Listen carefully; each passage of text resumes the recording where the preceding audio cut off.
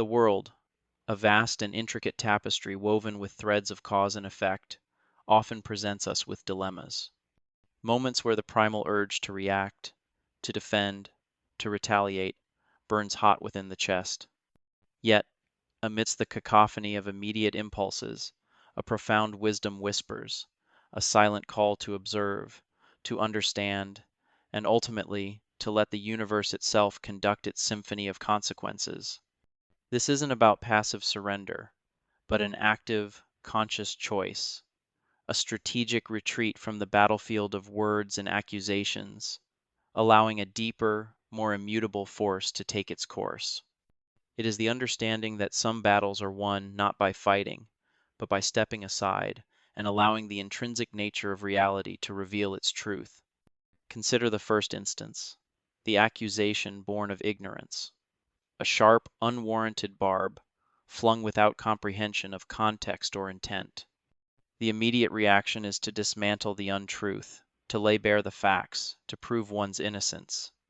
But what if the accuser, blinded by their own limited perception, is incapable of truly seeing? To engage in a frantic defense is to validate the accusation, to grant it a substance it does not possess. Instead, silence. A calm, unwavering gaze that speaks not of guilt, but of a knowledge beyond the accuser's grasp.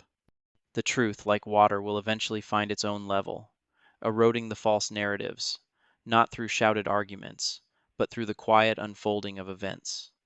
The accuser, left with their unfounded claim hanging in the air, may find themselves questioning their own judgment, not because of your words, but because of your compelling lack of them.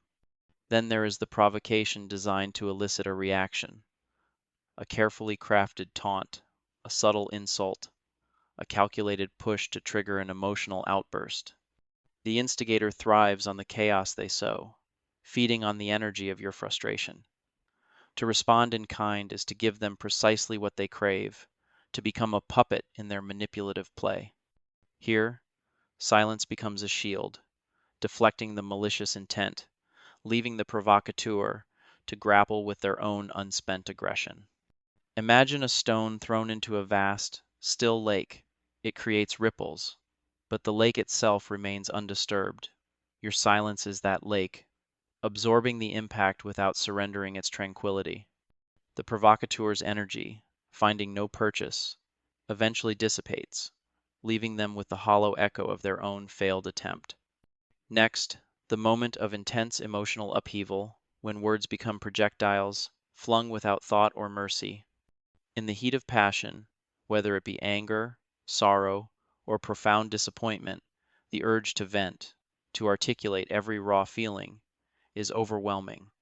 Yet, it is precisely in these tempestuous moments that language loses its precision, becoming a blunt instrument that inflicts more damage than it conveys. To speak, then, is to risk irreparable harm, to etch words of regret into the fabric of relationships. Silence, in this instance, is an act of profound self-control, a pause button on the escalating narrative. It allows the storm to pass, the emotional currents to subside, creating a space for clarity to emerge. Only when the waters are calm can the true landscape be seen, and a more considered, compassionate response formulated. Consider also the unsolicited criticism from someone who simply doesn't understand your journey. They see your path through the lens of their own experiences, their own fears, their own limitations.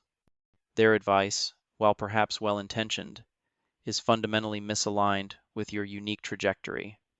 To engage in a lengthy explanation, to justify your choices, is to invite them into a world they cannot truly comprehend. Silence, in this context, is a gentle boundary. It acknowledges their input without allowing it to derail your internal compass. Your journey is yours alone to navigate, and not every passenger needs a detailed itinerary. The proof of your wisdom will be in the destination, not in the defensive arguments along the way. Then there's the moment when a wrong has been committed against you, and the perpetrator seeks to minimize or deny it. The instinct is to demand accountability, to force a confession, to witness their contrition. But some truths are self-evident, and some acts carry their own inherent weight. To chase after an admission from someone unwilling to give it is to diminish your own dignity. Silence here is a powerful declaration of self-respect. It communicates that their denial does not alter the reality of what occurred, nor does it lessen your resolve.